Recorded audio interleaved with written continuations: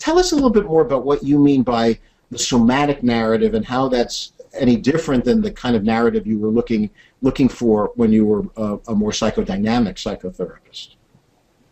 As I'm starting to get to know that client in that first session, I'll notice things happening in their body, and I'll bring it to awareness. I'll say, I notice, as you're talking about the trauma, look what's happening exactly. Okay. And that will be one avenue.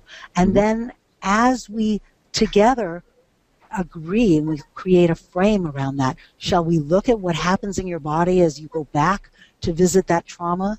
And once their curiosity is invited, then we can work with the body, and we're able to come up both with resources, how the body, for example, breath, can become a resource. One little girl that I worked with, she would find herself, she called it forgetting to breathe, where I would point out to her that even as she's describing having that situation, she stopped breathing. Yeah. She got very still. And when I commented on it, she said, yeah. And she took a big breath.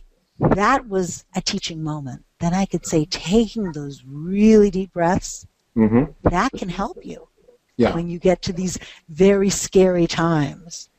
With this girl, she had a hard time going to school. The moment she would think about going to school, she froze, she couldn't breathe.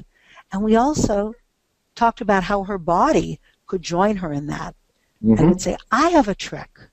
And I would model this, when I open my chest and I reach wide. Yeah, look, you're doing it.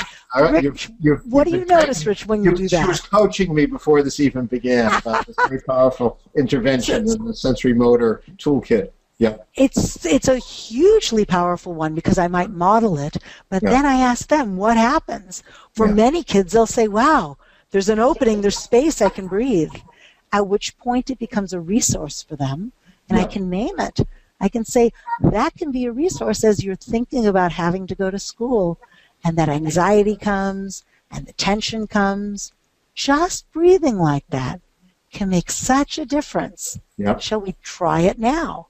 And then we can practice. There's a lot of practice that happens in sensory motor psychotherapy. So many ways of coming up with images, trying it out, refining it, and then deepening it. Take it to the next level, layer by layer of using these resources.